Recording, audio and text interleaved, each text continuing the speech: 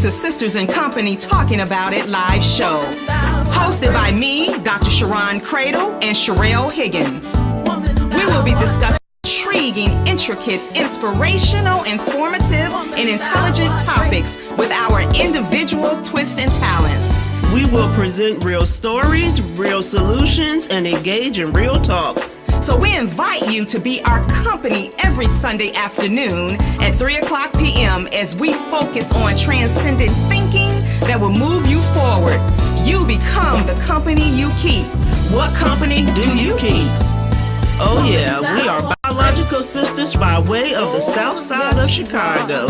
So get ready to keep company with us and our guests as we talk about it.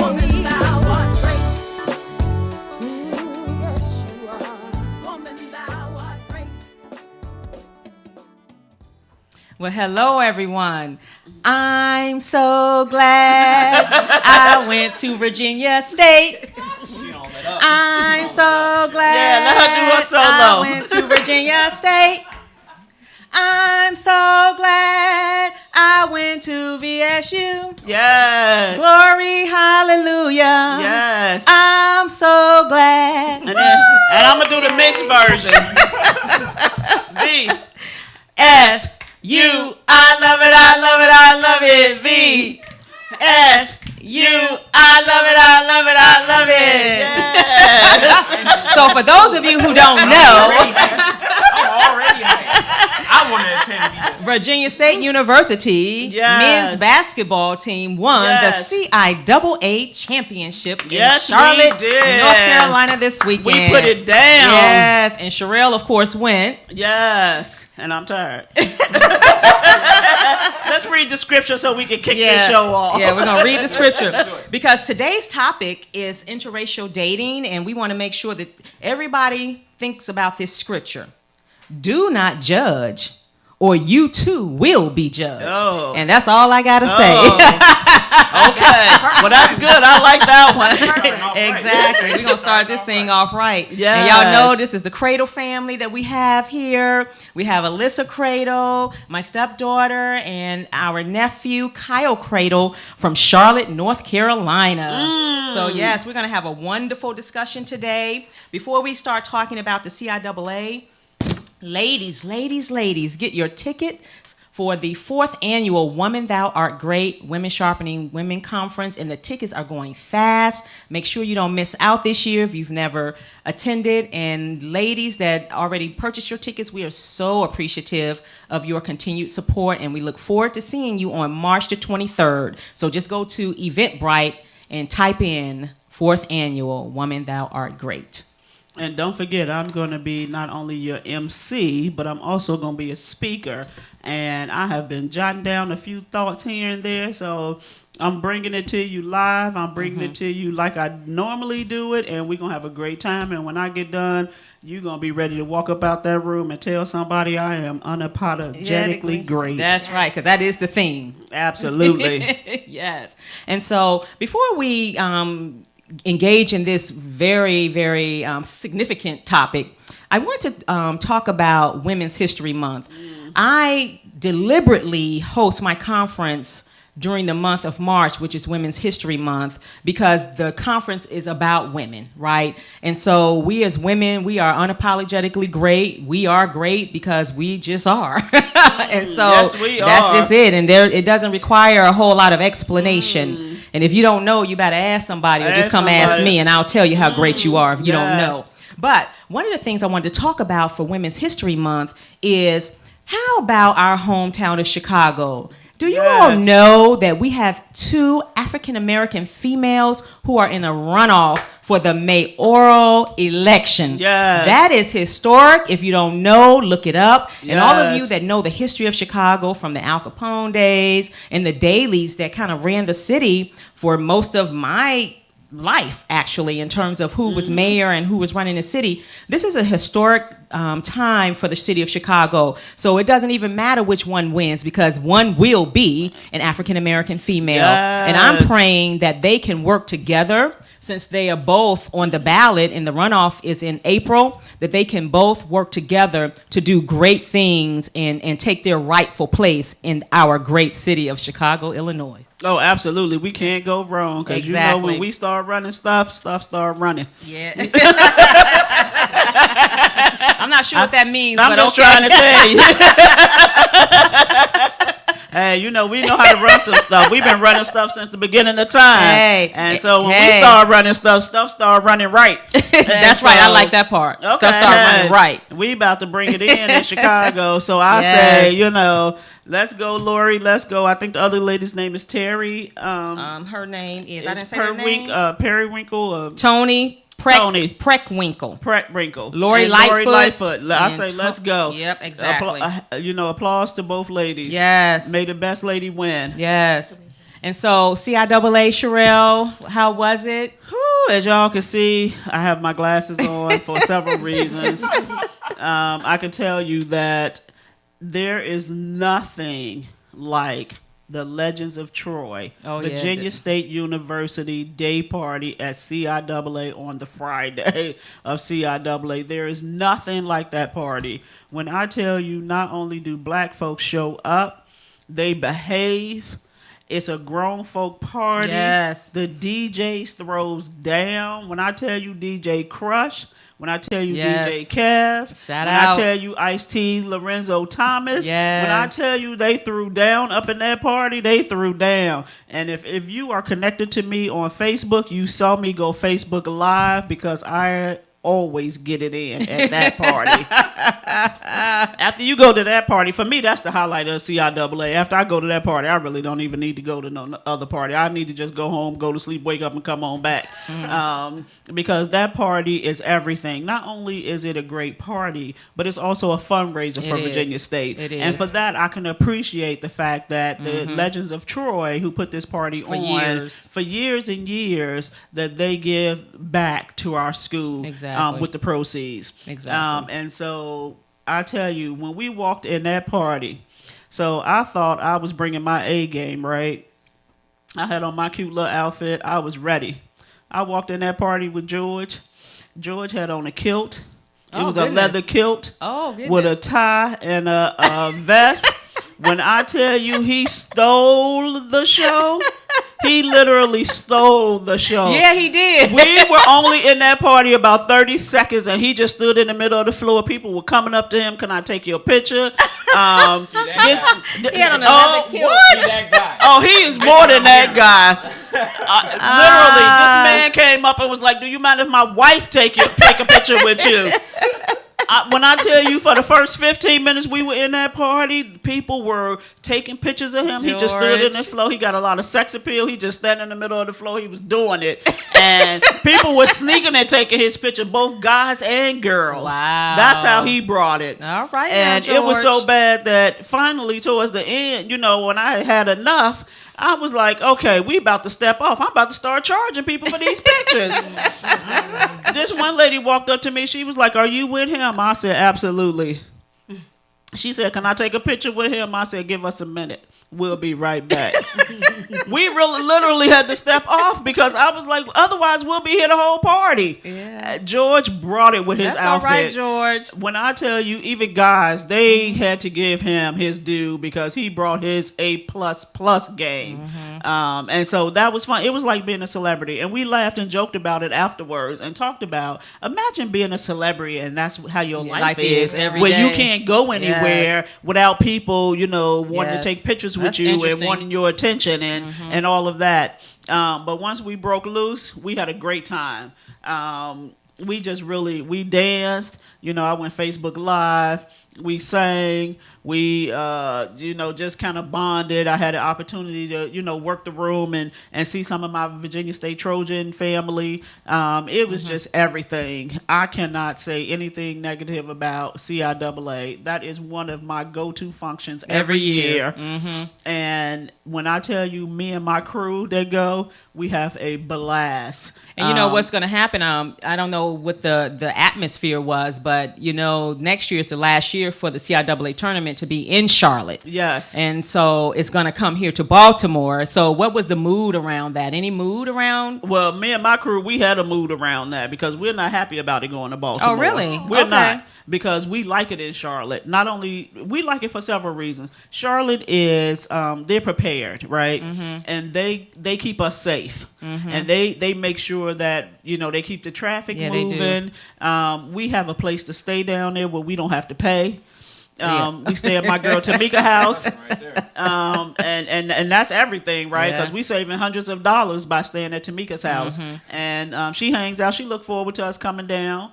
My girlfriend Carol went down with us. She is the hostess of the mostest, and when I tell you, she laid it out for everything that we need. The only thing we needed to buy was some Bojangles chicken. And when I tell you we ate every ounce of that Bojangles chicken, it was so good. Yeah, so it's a great thing. I'm not happy about it going to Baltimore for several reasons. I just don't know that Baltimore has the infrastructure to host the CIAA like Charlotte does. Charlotte has a lot of big venues, and there's a lot of options in terms of where you can host parties, and there's lots of parking. There's lots of security, and I'm just not sure Baltimore can host it, but we'll see. Yeah, so, they won the bid, so I'm thinking they have almost 2 years to get it together because they understand what's at stake. Absolutely. And so we've decided, me and my crew, we're going to go to CIAA the first year it's in Baltimore because we want to see for ourselves what's it like. Now, Baltimore get to decide for us whether we come back or we don't. But no matter what happens in Baltimore, I will be at the Virginia State Legends of Troy Day Party in Baltimore. Wherever it is, I will definitely be there. We had just such a great time. It's always a great time seeing the Virginia State family and hanging out. It's just a grown folk event, and I just really love it. Well, welcome back. I'm glad you all got back safe. I understand that there was a significant car accident or a tractor trailer that flipped over on 85 North. And so a lot of people were stranded. So you all were able to go around. So it was a lot of traffic. Yeah, we're just praying that everyone arrives home safely. Yes, the traffic was horrendous. Some people were stuck in traffic for over 2 hours because the part of the highway that they were on, there was 2 lanes and it was surrounded by 2 concrete barriers. So they didn't have no choice but to be stuck. Luckily for us, we were able to be in the outside lane where we had an opportunity to get off and go around. So that helped us a lot. We got up at 4:30 this morning to get on the road to bring it back. I dropped them off in Richmond and I kept it moving. I stopped at the house. I had to do a little wash and go, and and here I am, right?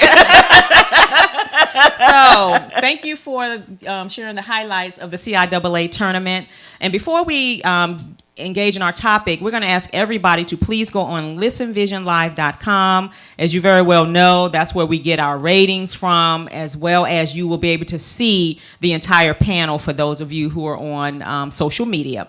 But today, we're going to talk about interracial dating. And let me tell you how this came about. Actually, we were going to talk about some other things today, but my nephew, Kyle, is in town. And so he and I were talking about interracial dating this morning. And I was so intrigued by his conversation that I said, you know what? I sent Sherelle a text. I was like, let's talk about interracial dating. And she was like, let's do it. And so we thank you, Kyle. And then, of course, Alyssa, when she found out the topic, we started talking. I said, well, just come on the show and just kind of add your perspective. And so we're going to talk about interracial dating because we know that is still a topic that people talk about behind closed doors, so to speak. People aren't really talking about it. So we're going to engage. But what I'm going to ask Kyle to do is to introduce himself. Tell us a little bit about who you are. Tell me your age, because I think that's significant, your age and who you are.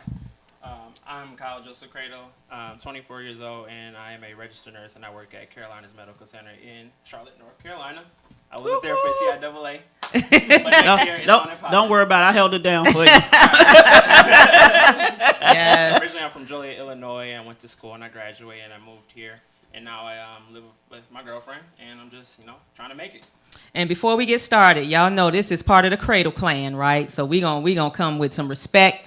And Kyle is my second oldest brother-in-law's son.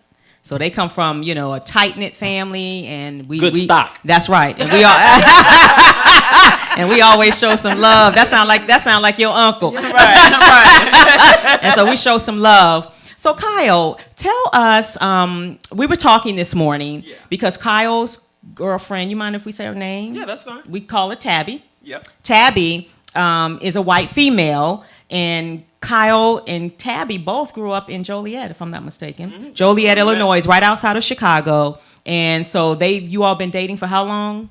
3 years now. 3 years. And the question I asked Kyle that really, really got us to talking was, how have you two been received in Joliet as well as in the South being a interracial couple? And you can kind of talk about that, Kyle.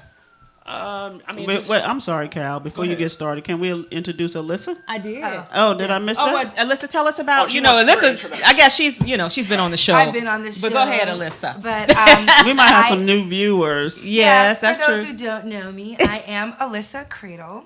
I am also part of the Cradle Clan.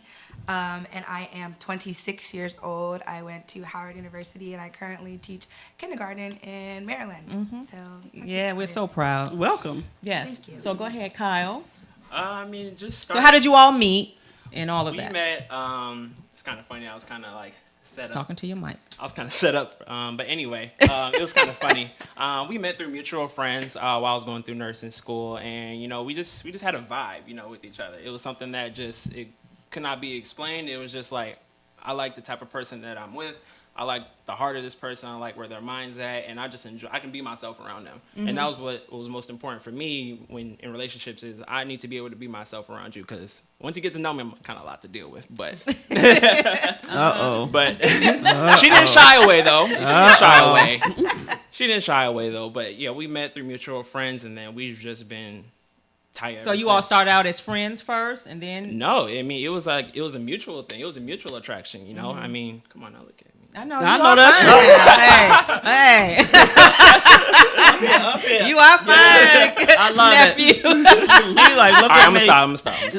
No, it's all good. Go with it. Yes. And so, how did your families, receive both sides? Receive you all? It was a hesitance for both sides. With her family, it was a hesitance, and then with my family, it was a hesitance because I've never brought anybody home that was not my color. Mm-hmm. You know what I'm saying? So it was definitely something that both families had to adjust to. But like once they saw us together and how we interacted with each other and just how open we were, they kind of were just like, they're there. Mm-hmm. They're there. Mm-hmm. Like they like each other. It's something real. They can see it. Okay. So and after a while, we've been through bumps and bruises when it comes to like our differences. Our cultures are so different. Mm-hmm. Our family dynamics are very different. Mm-hmm. But I think once people started to see us in everyday life and see how we were just trying, get to our dreams and going through life, we had the same values. It was like, okay, like they're a good fit for each other. Mm-hmm. And you told me, go ahead, Sherelle. I want to know what kind of conversations did you all have leading up to introducing each other to the family? Yes. That's what I want to know about. Did you say, okay, so what your family gonna say? It was some uncharted territory, even for me. It was very uncharted territory. I think when it comes with my mother, it was more of that's definitely not who she saw me with. Exactly.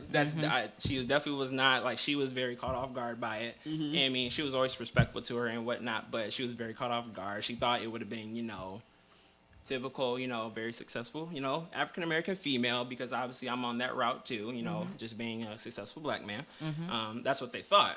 And my dad too, but my dad is a little bit more open. Yes. Mm-hmm. And my dad, he always just wanted somebody for me that was, as long as they treat you right, mm-hmm. and they uplift you and you guys have the same values and you're not, mm-hmm.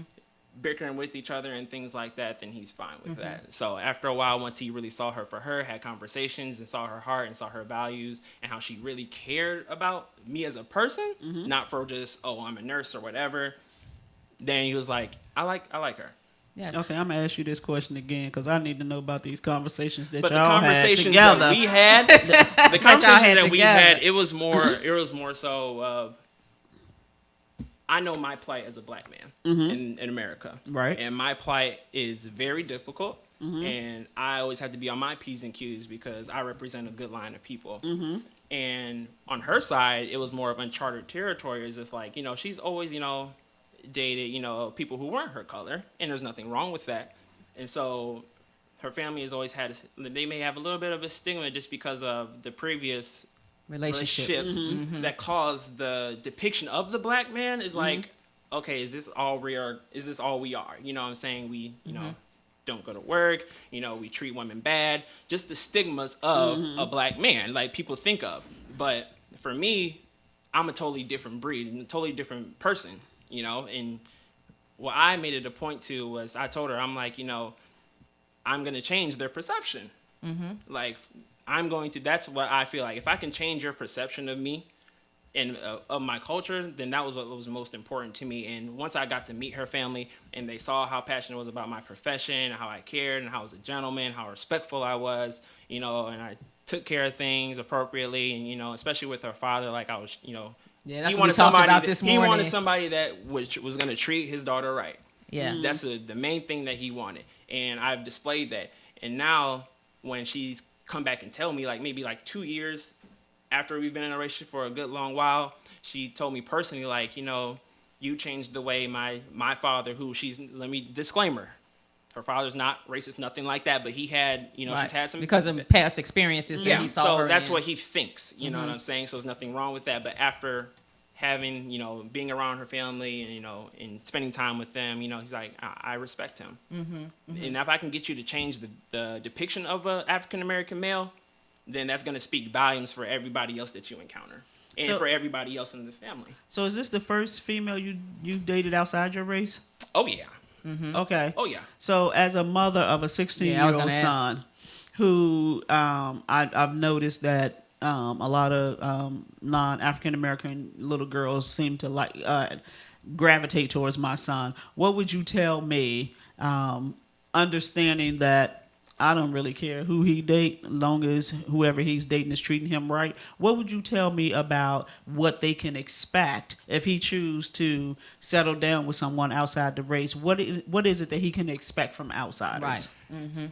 You are going to get looks. Yes. I'm going to keep it 100%. You are going to be looked at like, why are you on that person's hip? Why are you guys hand in hand? Because America is not pretty. America is a very hateful place to be. I mean, I remember times where, I was just riding around and, and I'll give you a good story of like the things you will encounter, when you do date outside races, specifically black and white. I remember a time where I was, saying I was pulled over and a police officer, it's me and her, we're going out, we're going to have fun, have a good time. And he has a reason because my car has tints or whatever, so he may think, I may have something or whatnot, so he's suspicious, obviously. Like, why are you probably with this white woman? So he takes me out of the car and he searches me, asking me if I have, guns, do I have, weapons, things like that, searching my car and whatnot. And then I look over and his partner, who is a female, is just, just looking through her bag, and be like, okay, all right, do you want to sit in the car or whatever? It's cold or whatever, blah, blah, blah. But meanwhile, me, I'm the one, I'm being searched, I'm being questioned, things like that. So, and that was like real early in our relationship, like not even a year yet,?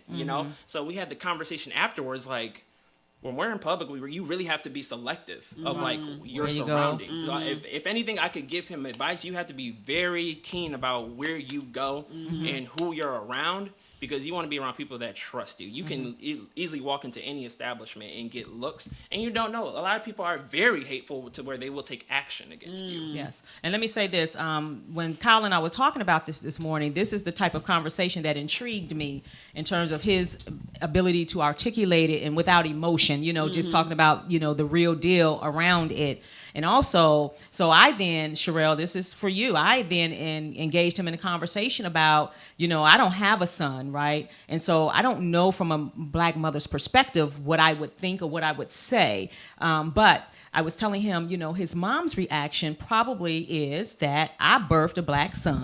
I'm a black woman. Yeah. And just kind of, getting underneath the surface of this conversation about why.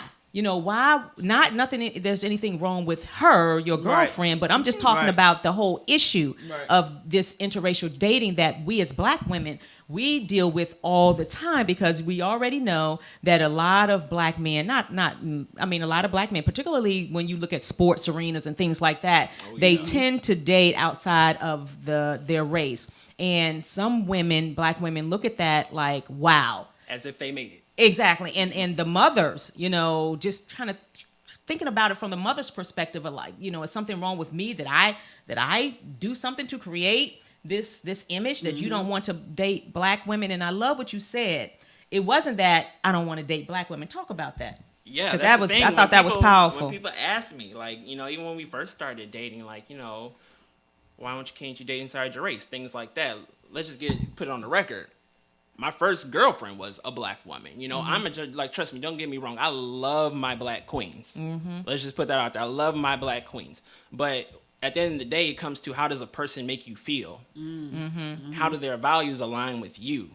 You know what I'm saying? I didn't go out chasing for, a Caucasian woman. But you would see a lot of black men, that are my age would say, oh, I only date white girls because they don't nag. I only date white girls because I can control them. That's crazy. I only date white girls because they can take care of me. Take care of you. Take care of you. Wow. No. Wow. And these are my peers. And so when I hear that type of stuff, I'm like, that's very superficial. That's very shallow. And like, you're basically saying, I hate my own race. That's basically what you're saying. I hate black women. You don't like black women. That's what you're telling me. But you don't want to all the black women. You don't like them. Oh, wow. And I don't know why. Wow. And did you ever get to where that comes from with them, other than? No, it's very superficial. Yeah. Just white girls are easier. That's what they say. No. That's furthest from the truth. It's a people issue. It's not a race issue. You just are dating the wrong black women. That's what I would tell you. And then what are you bringing to the table? Exactly. Like, what are you bringing to the table? Exactly. That's exactly. why I think like, well, so if you want to date a white woman, like what do you have? Like, what I know as a man, what I grew up as, a man should be a provider. That's a biggie. A man should be a provider. A man should be able to lead. Well, if you want to go run to a white woman, then you probably just aren't able to lead. My good. Woo! But that's just what I think. And if you want any woman to follow you, you better be a good leader. That's right. And a lot of men our age, they aren't able to lead. And why do you think you see even if black to black relationships, the woman's leading. The woman is leading. Because that's what we do. And y'all do it very well. But there's something that about that black men think, if I get a white woman, then everything's all good. And you're not speaking for all black men. I'm just speaking for the brothers that you are mind warped. Yeah. That's what I'm speaking He said for. mind warped. Yes. Yeah. Because when people ask me why do I date a Caucasian female, values. Our hearts align. We think the same. You know what I'm saying? It's not. And then she's white. And then she's white. Okay, Yeah. I mean, cool, whatever. You can be pink, blue, whatever. But if you make me feel a certain way, I'm gonna date you. Yeah, that's You know what I'm saying? That's awesome. Yeah. And so when we were talking about this with Alyssa, I asked Alyssa because for black women, it's something that we don't really talk about. About whether or not we would date outside of our race. Do you know anyone? Have you ever dated outside the race? And what's your thoughts about this? I don't think I've ever dated outside my race. I've dated outside of my culture, I would say, or my ethnicity. Yes. I've dated a couple. I don't know why. This is not on purpose, but I have dated a couple of African men or men who their families are from Africa. Most time they were like born in this country, but they have a different culture, a different way that they do things and how they view things. Yes. They're So very Yes. it's oriented. very family oriented. Yes. It's a different aspect because I'm used to a guy kind of like you leave your parents, for at least for the time being, and then you go out, get a girlfriend, you get married, you have children, and then when your parents eventually need you, that's when you would go back and like help them out. Like I'm kind of helping my parents out by just not asking for anything, being Right. independent, whereas trying to be independent, yeah. Yeah. And, I'm the gonna guy need you that to I rub was- off on your cousins. Can you get them off my bankroll? Yes. He's just kind of a different character. Like he has his family. I don't want to dog him out. No. But No, it's an he intercultural takes thing. care of his family where he has them like on a family plan. Like he does a lot for them, and they depend on him. I feel like, and sometimes it becomes a neglect from our side of the relationship because I feel like, well, you should be trying to move on and grow with me. Yeah. And he's like, well, I got to make sure these people are straight first, and then I can do that. Those people he so, started with, yeah, yeah. these are my day ones. And Yeah. so I'm like, okay, I got it, but. I'm not opposed to interracial dating. I think whoever you fall in love with is who you fall in love with. But I do have a problem with the black men that say, "Oh, I don't date Right. black women." Yes, black women. that's a huge It's problem. I date really white women offensive. exclusively. Yeah, it's offensive, and I think it does kind of seem like self-hatred because it's like your mother is black, your grandmother is black, and you can't just group anybody. A set Right. of people into one category to say, oh, they're this and they're that, especially if you've never met them. So And I was gonna say, don't get it twisted. The human race come from a black woman, and see, we forget about that, right? And there's some power. We can talk about that later, but that's a powerful thing. And to have certain black men to say they don't date any black That's a slap women, in the I face. don't. I don't know. I'm not offended by it because I don't know if I would date you anyway, Right. But what I'm saying is, I would love to have a conversation to just get to what that's all about. Right. And I think sometimes people say things because they don't have anything else to say, or Right. they say things because they really mean it, Yeah. right? They could really mean it. So I don't know what that's about. And I was telling And the reason that I said that they gave me, Yeah. that's all they can say. But it's not backed by any facts. It's just you're just dating the wrong black women because we're at Howard University. exactly. There is some quality Yeah. black women all here. over the Yeah, United I mean, States Because of you know me, America, all over the world. I'm from Chi-Town. I Right. didn't go to a HBC. When I came down here and I stepped on A&T's campus, you tell me ain't no quality. You would have lost your mind if you had gone there. it can be difficult too when you are a black woman and you see how I was telling Sharon and Kyle, like sometimes you feel like you're like the lowest on the totem pole. It's like, first of all, you're a woman, so that already kind of pushes you down a notch because you're not a man, and then you're a black woman.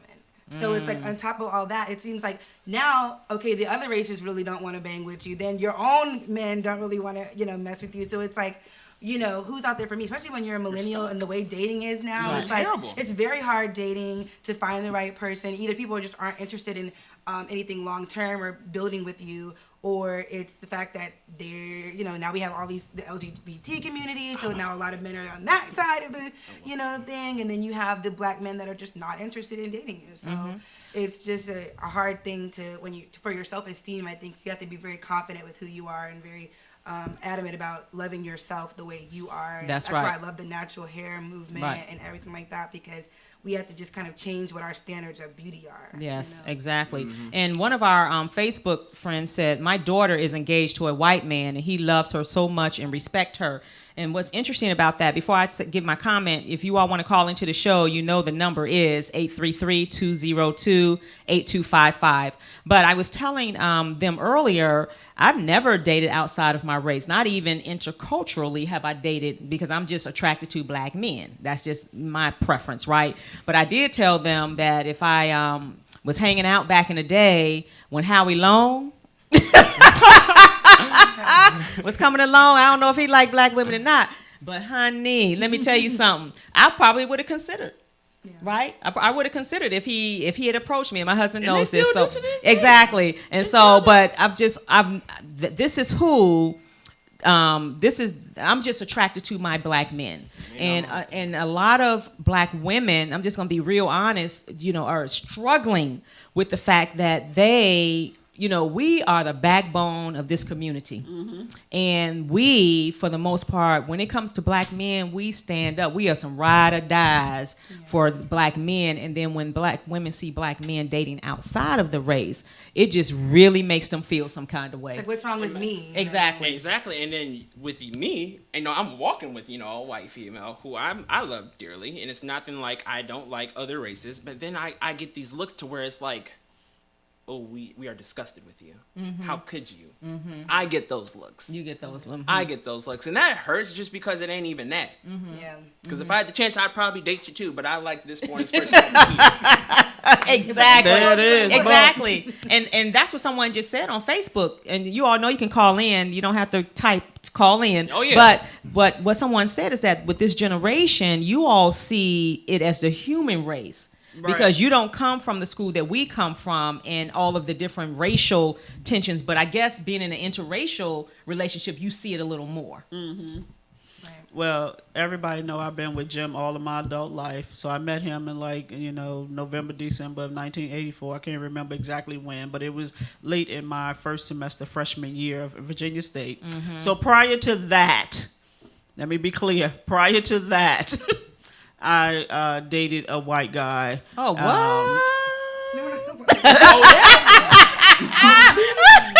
Oh, I learned something new about my sister. You got to stir the pot. He was a fireman. He was fine. Oh, wow. And he wasn't my type. Let's close that book. Let's close that book. he just was. I mean, it didn't really do nothing for me. I was initially attracted because of how he looked, but He didn't give you that good love, like an African American man. Yeah, he didn't do nothing for me, and I just kind of felt like after a certain point he was just trying to buy my affection, and I just wasn't feeling it. So shortly after that I met Jim, and here we are 35 years later. But I tried it. It wasn't my thing, but to each his own. Someone just said that as a Hispanic woman, when they walk in with a black man, they look at her with disappointment as I think well. it's any race. It's You the think black. it's just Because it's like, I feel like a lot of times you see, I was telling Sean this as well, like the Asian, I feel like a lot of Asian cultures, they date Asian people. Hispanics too. Hispanics, they Family date is Hispanics. family. They keep it close They keep it within their culture, but then it seems like the black culture where the men are so prone to dating outside their culture. So I think it doesn't really matter what race you are. Okay. It's just if you're not a black woman and you have a black man, it's just we're automatically like, what's going on here? Like, why didn't you couldn't find no black sisters that you was feeling? Like, but it's not a problem. Like I said, I mean, I have lots of friends who are Hispanic, Latino, or Latina, but I think it just does something, I think, to your self-esteem, because you don't always see as many Hispanic or Latino men with black women, or white men with black women. It's almost like, oh, they're not attractive enough. And then I've also seen on Instagram, like, white women and Hispanic women, not all of them, but some of them will say, well, the black men like me because I wear my real hair and I have long hair, and superficial stuff. Superficial things. It's like, oh, my man can run his fingers through my hair at night. I'm like, you can run your fingers through these braids. You know what I mean? But it's like we're not content. It's like they feel like, I feel like sometimes it seems like they're better. It's like it's a better option for them instead of just dating a black woman. And that's just, and think about it like this: like they want that, but those other women, those other races are trying to be this. Right. Exactly. And so that's why I'm on a mission with my conference. That's the bottom line, because, black women, I believe that the reason that we get so much negativity is because people are threatened by us. Right. They're threatened by our beauty, our education. I mean, just look at us. I mean, we are phenomenal people, right? And I think our race is more accepting than other races in terms of, dating interracially. We may not like it, but when you brought your girlfriend around us, she was treated with love and respect. And we were literally driving down there. I'm talking about if you we're going to James City, North Carolina. James City. And for our family reunion, Yes. she was the only Yes. one that did not look like our color. So you stick out like a sore thumb. Right. And we had so many conversations just leading into it, but when she embraced my mama Becky, when she, embraced, my father, those were two pivotal people in my life. So if they're on board with that and they displayed that to her, so then everybody else is like, okay, like his close-knit people are feeling it. We're gonna take her on too. You know what I'm saying? So that was, an eye opener for me. Like, yes, like my race is very. I mean, even for her side too. Right. Very accepting. Yeah. Her grandmother loves. I adore her grandmother. And tell our audience what your girlfriend said about her mom who is deceased. And your girlfriend is a quad. Yeah, they are quads, and that was something like I have never heard of before. Yeah, Yes. That's so amazing. Oh, wow. Yeah, that's so amazing. And what did she say? What did she tell you about her mother? This is after we started really dating. We were in it, and she told me, and that still just it speaks to my heart when she told me like her mother would love me. And for her to say that because she knows her mother so well and she's not here, for her to just say like my mother would love you, that made me feel like, man, like you really see me as a part of this. Let me tell you something, and I wasn't sure if I was going to say this, but someone just posted something on Facebook that just prompted me to say this. And I don't know this for sure, but I would love to extend the conversation with a white man. Right, a white man who can really talk to this, and this is just educational, no judgment. But someone just said that all women are beautiful, all nationality. That's true. I think it's more of who you prefer in falling in love. You can't choose who you love. I believe that is true too. But I also believe that for the white man, I believe that white men stay within their race more so than we do because of family legacy, right? So it's not that they're not attracted to other women outside, but it's about children, the image, Yes. preserving their race, all of that. You see it on TV. Yeah, so we can say that. But is that really? Would you date them seriously? Correct. Would you consider marrying them? And and we know there are some white men that are married to black women or outside their race. We know that, but I'm talking about just as a general observation. And so, I don't really like to talk about things I don't have any facts about, but just as a general observation, that is how I see that. And so when people say that, I think that's the go-to response. And we know that the United States of America has a history, right? There were laws, right, in Virginia, right, next door, that black men and white women could not marry, right? And so we know that mindset still exists. We know what happened to Emmett Till when they claimed Emmett he Till, whistled exactly at a white woman. that he whistled at a white woman. Claimed he did. Right, exactly. And so this conversation, yes, we are all the human race, right? And it would be wonderful to live in a world where people just fall in love with who they fall in love with, no matter the race. But because this made-up construct that we have here in the United States of America about skin color, It's all about the it's made up, right? It's something that the white race made up. And because of that, it really limits the opportunity for people who really want to date because of everything that they perhaps will have to go through. And one of the things, I'm sorry, Sherelle, one of the things Kyle said is that when you all go out, you really have to think about it. Oh, Tell me what that sounds like in your conversations. You got to think about it. I mean, not so much like conversate. We would have conversations like, yes, like if we go to a certain place, we would go to like, the bar or lounge or whatever. And if we got like a certain vibe when we walk in, then that let us know that we don't need to come back to this place. Okay. You know what I'm saying? So we would walk I remember when I was back in Joliet and we would go to a certain bar way out in, the boonies or whatnot. And, we'd have a good time. But initially when you walk in, I felt uncomfortable because I'm out my comfort zone. I'm the only person there that looks like me. And here I am with, like about 4 or 5, Caucasian people, you know what I'm saying? But I'm very, personal. I get along with mostly everybody, but you have to be very keen about, you really have to look at how people are looking at you. Yes. Well, just picking up off of what Sharon said, what's interesting to me is interracial sexing been happening since the beginning my of time, goodness, right? honey, you don't even want to talk about Because it. we all know Massa Yeah. stayed with a black woman, right? Because we are worthy. And Massa saw it early on, and it's time. And over the last 400 or 500 years, it's time for us to just to acknowledge that and walk in that and be okay with that. We are worthy, and for me, I don't care who you date.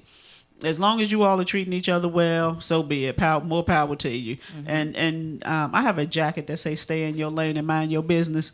I love that jacket, right? Seriously. Because that's the truth of the matter, right?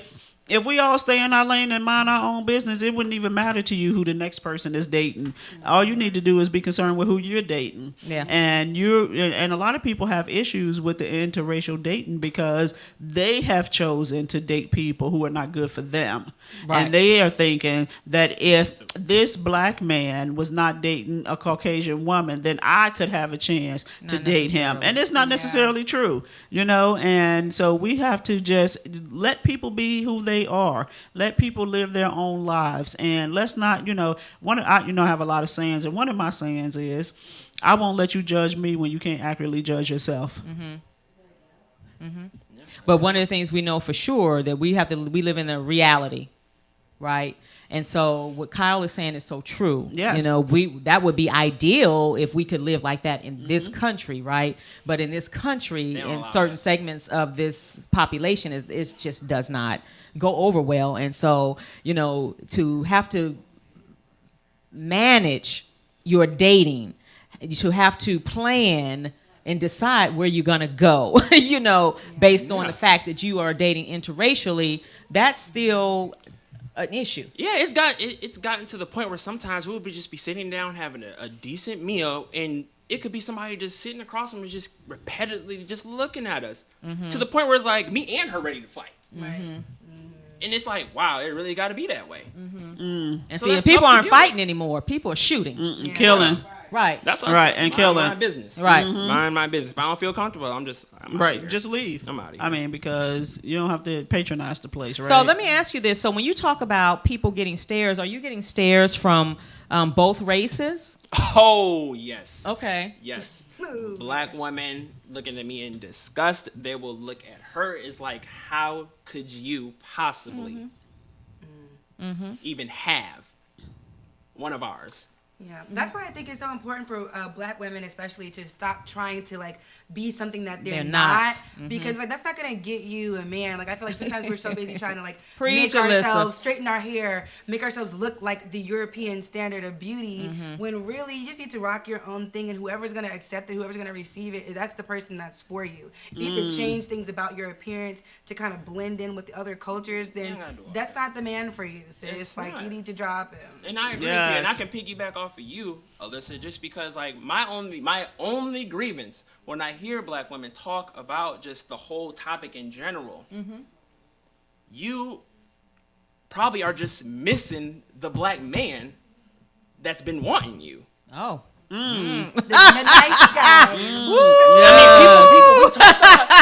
mean, we talk about it, but you're missing the one that wants you. Because of your issues. Because right? of your inner issues. I'm sorry, I don't want to put people on blast, but some black women, they got daddy issues. Yeah. Wow. Yes. Oh, say that. Talk about that, Alyssa, Yeah. about men saying that to you. That's so I powerful. mean, I'm what not you even just going to said. say just black women. No, I'm they sorry. do. No. I mean, some black men that I've dealt with, they will treat you like you have daddy issues.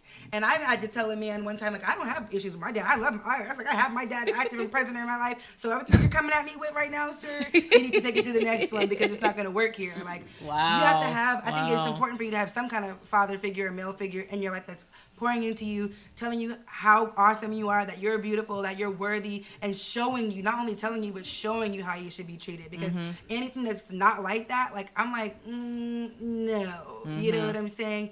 I don't have to deal with that. You know what I'm saying? Because I see examples of great black men in my family. I have Kyle here, you know what I'm saying? My dad. I don't need to deal with just Yeah, because you already know your standard. Negroes. Not, oh, you're trying to get off it. I'm talking. Anyway. What did Chris Rock say? You got the blacks. But So let me ask this. You know. So you all are significantly younger than we are, Yes. obviously. And so do you find that in your age group that it's a lot more accepting than it is, say, from the older people? Way more accepting. Yeah. And Yeah. it's usually my primary looks are from people who are middle age, who are up in age. Okay, all right, interesting. And so you can see why. yeah. Yeah. What generation they're from. So old people, get yourselves together. Stop tripping. And one of the stories you shared with me is that a family on Tabby's side, somebody in the family, a male, is racist or comes across as racist. Yeah, I've had my issues. Okay. Yeah. Yeah. And so, But how he's do you not all deal with that? technically in her. Let me just disclaimer: he's not in her family. He's just Somebody. And how I deal with that is just because I don't mince words with him.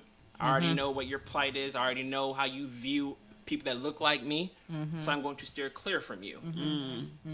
Because I'm not going to jeopardize myself and my reputation with this family. Right. Just because you have this sort of mystique like you're better than me. And that's how he comes across. Yeah. Okay. That he's better than the black man. Okay. Exactly. Interesting. I think it says something to the fact that you guys are willing to deal with a lot Yes. of the turmoil. That just shows how you guys are actually in love and meant to be together, I think, because you don't have to, I mean, if you didn't want to deal with that, you didn't have to, but you're doing it, you're dealing with those It's been a things first. It's a because first for me. It's a you first guys for love her. each other. You know what I'm saying? It's a first for her. She's learned so much just by like stepping into James City. That was a first for her. So Yeah. she was like on edge. Like, I don't want to do anything wrong. I don't want to step on anybody's toes. Like, she was on edge. And so it's not just black men in a Caucasian person society. It's a white woman Coming into your culture, your society, which is totally different. She even said the way we do church is different. Yeah. Oh, yeah. You know how y'all do at That church. church go on for Yeah. Oh, my goodness. The church be turned up. And let me read this to you all because I think we can end with this. We got about 5 minutes. A close classmate's daughter was in a serious relationship with a black man who ended up killing her. Ooh. I felt so bad as I attended her wake, but I will never forget how she embraced me, the mother, and how her husband and son accepted our friendship in my presence. They are a powerful family who obviously did not use the event to hate all people of color. They are full of the love of Christ. Great job with the topic. Because, yeah, absolutely. And so, because they could have easily, when Ira walked in, probably being the only African-American there, you know, knowing that their daughter was just killed by a black man, they could have easily turned the table on him, but they did not do that. Because you have to judge people as individuals. Oh, not absolutely. as a person. Right. It is a exactly, Yeah. not by the color of somebody's skin. Right. You know, because we can say some stuff about some stuff. Yeah. Right. But we try. And when people say, and I want to talk about this topic later because it's not relevant right now, but I talk about when people say that black people are racist, I'm like, we can't be. We can't be. I feel like we can be prejudiced. Yeah, and but so we need to look at the not we need to racist. look up the definition. I mean, just very seriously. And so we try to, because we don't want to be judged like that. Black people are used to being put into one bag together. And I remember when I was teaching down in Southern Virginia, and there was a white boy in my class whose father was a member of the KKK, and he was in my class, and his son was struggling, right? Because his father was like, what? And so what he said to me one day, he was like, my name was Vincent then. He said, Miss Vincent, I don't hate you because you're a different breed. And that thing never left me because I was like, a breed, first of all, you know, but I knew he was a kid. I'm like, no, I'm not a breed. I'm a human being. But anyway, and so I never forgot that. And so one of the things for him that helped him to deal with me as an individual, he saw the color of my skin, but he garnered respect for me and actually liked me. And it was different from what he was learning at home, right? And so that's what we all can do. We can all walk away and judge because there are, you know, crazy people in every race. It doesn't even matter. Judge people by the person, how they treat you. Exactly. You just said something very magical. That's huge. People are taught this behavior. They are taught this So behavior. let's be careful about what we teach our absolutely. kids. You know, because they learn this stuff at home. So let's be careful about what we teach our kids and what we model for our kids. And we have to know that when our kids bring home that person that they say that they love, regardless as to the age, we have Or the to color. or the color. We have to we have to be Well, respectful. let's talk about that age thing. You can't bring home a 30-year-old and you 17. Oh yeah. We ain't surviving R. Kelly. You better No. recognize because you can't I'm bring sorry. home. Wait, let me clear up what I was talking about in terms of age. Hold on, cause let me clear that up because R. Kelly can't come to my house to be with my 17-year-old daughter. Exactly. Okay, so when I said age, I meant like no matter what age group. So whether they're teenagers dating teenagers or 20-some-year-old dating 20-some-year-olders or people within their age group. I didn't mean like a grown man come pimping up in my house or a grown woman talking about she a cougar and she rolling up on my 16-year-old son, because that right there is something completely different. Ain't gonna ruin his credit. Yeah, Ain't gonna ruin his credit. no, ma'am.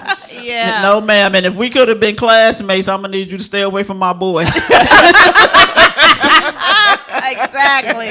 No matter the race. No matter your race. That's right. Exactly. Because I'm gonna be looking at you crazy if you black, white, or Hispanic or pink. I don't care what color you are. No, You she's come gonna up do in more there than look. Looking at you come up in there with my son. It's a problem. And so to close out, Kyle wants to say something to end the conversation. I do want to say this to my brothers.